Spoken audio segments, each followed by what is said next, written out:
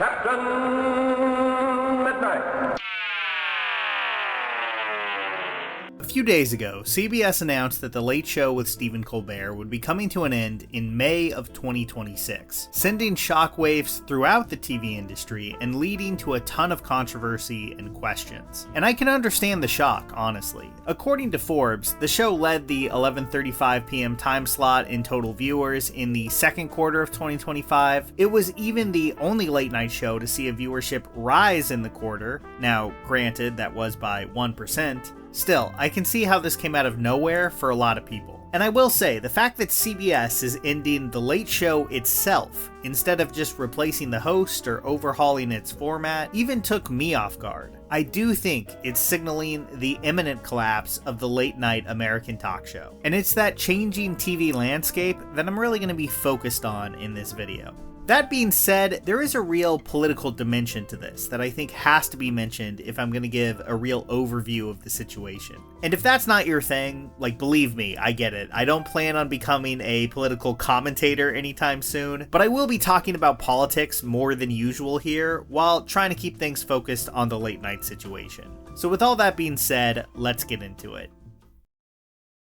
I'm going to start out with a comparison that may seem harsh, but I think is also pretty telling. On July 15th, a few days before Colbert announced his show would be ending, actor Joaquin Phoenix was on The Late Show to promote his new movie, Eddington. As of the making of this video, it's hovering around 480k views on YouTube, probably more by now. A few days later, as part of the same movie's promotional tour, Phoenix went on Theo Von's podcast for a nearly 90-minute long conversation. It took a day to blow past 1 million views, not to mention all the views that get derived from shorter clips that get released afterwards. Now, I understand this is really not a fair comparison in a lot of ways. Colbert does well compared to his network competition on old school linear TV, averaging 2.4 million viewers once you include people using DVRs. There's a good chance that his interview with Phoenix will still end up being more widely seen, but linear TV is dying a slow death,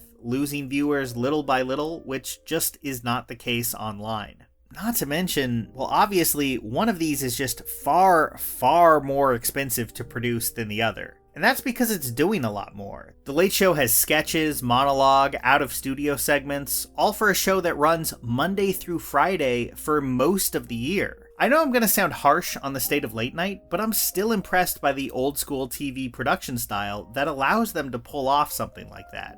When you add it up though, the show apparently costs around $100 million to produce every year, and is losing between $30 and $50 million depending on what sources you're looking at. These budgets, adjusted for their time obviously, made sense in the TV landscapes of 1975, 1995, or probably even 2015. But as linear TV wanes, and they haven't really become a major factor on streamers like Netflix or Disney+, they're just kind of being left with, well, the same places most of us are left with: YouTube, TikTok, and the rest. Where their competition for this format of show is like Hot Ones, Chicken Shop Date, and yes, Theo Von. Suddenly, they don't look like network TV shows with regular network TV show budgets. They look like wildly overpriced web content, fairly or not. I mean, according to a New Yorker piece I found, Chicken Shop Date costs about $6,000 an episode. I don't know how a traditional TV show with 200 or more employees could ever compete with that, and that's a show that's regularly getting 1.5 million views on YouTube alone. And that is, I think, the main reason we're going to start seeing these shows go down one by one, or at least be reduced in scope drastically in the next few years.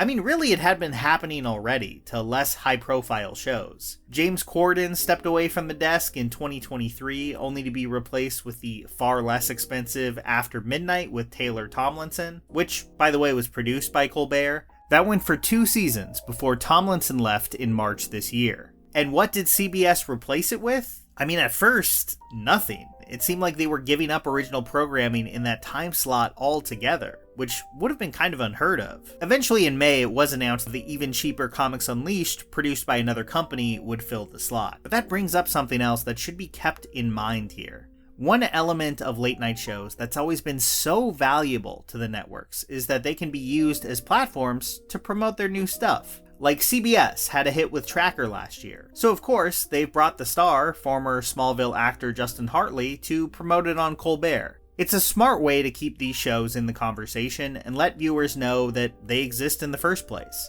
But the broadcast networks just aren't making as much original programming as they used to, especially when you're talking about scripted stuff. But even factoring in reality TV, the numbers have gone down quite a bit, which makes that aspect of the talk show less valuable to them as well. I mean, I think we can just call this what it is, the slow erosion of broadcast TV. That makes me sad as someone who can name an endless number of old shows I love from them, but it just seems to be the reality right now. But why is Colbert the first domino to fall? At least in the really notable late night spots.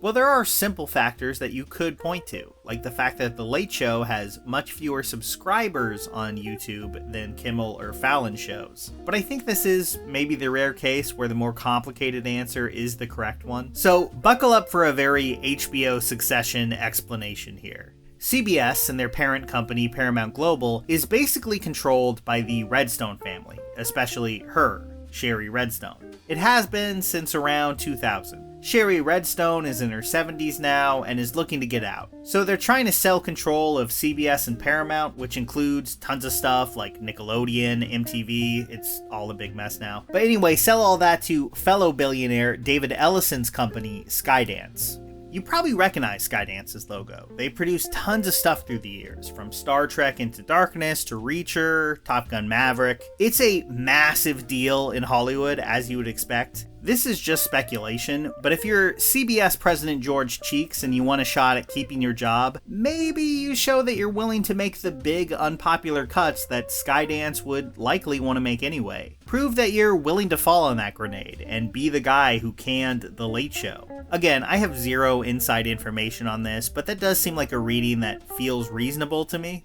And then there's the Trump of it all, which...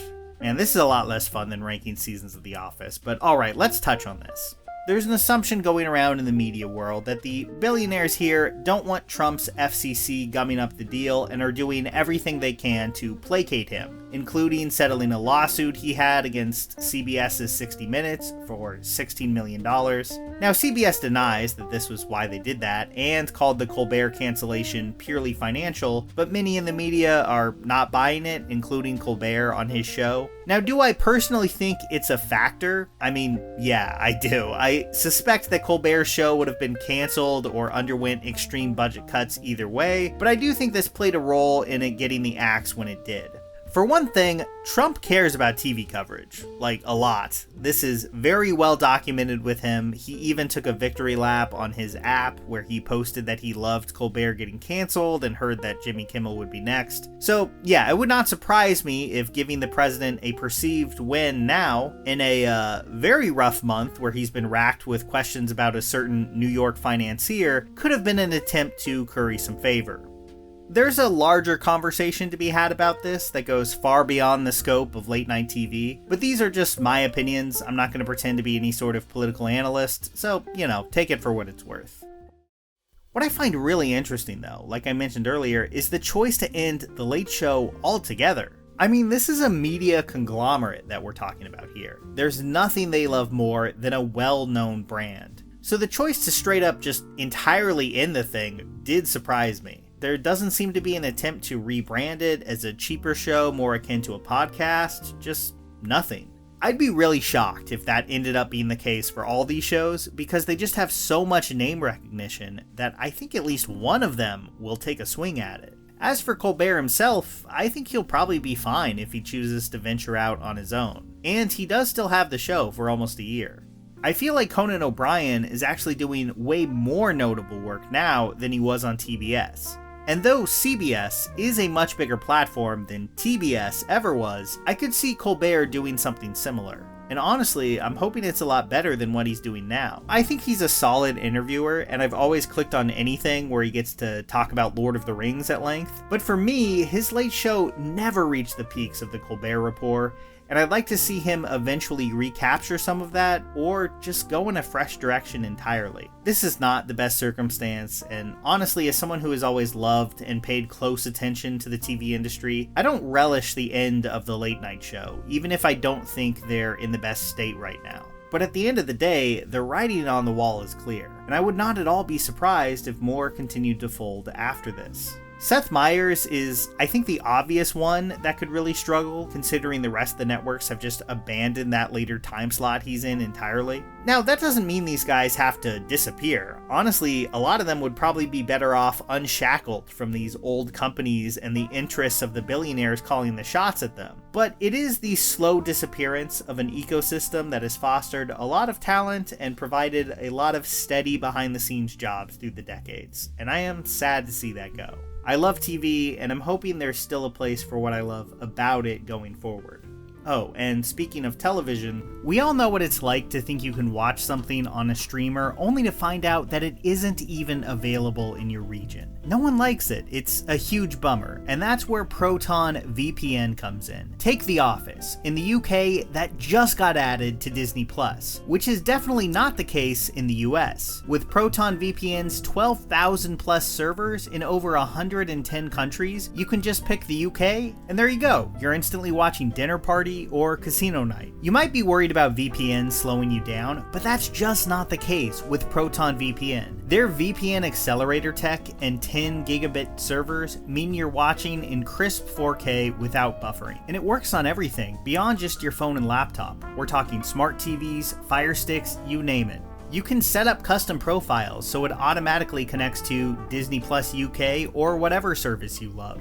Proton VPN works with Netflix, Prime Video, HBO Max, Crunchyroll, and more. So whether you want to catch up on anime or an HBO drama, they should definitely have you covered. With Proton VPN, watch what you want, when you want, from anywhere. So get a 64% discount by going to protonvpn.com/captainmidnight. You'll also find that down in the description or pinned comment below. Here's a special tip for the fellas and girls who have not already joined Captain Midnight's new 1940 Flight Patrol. You'd better hurry up and join at once, because there's a big adventure ahead. The thing to do now is to get started, because we're going to have not only barrels of fun, but loads of free gifts and prizes, too.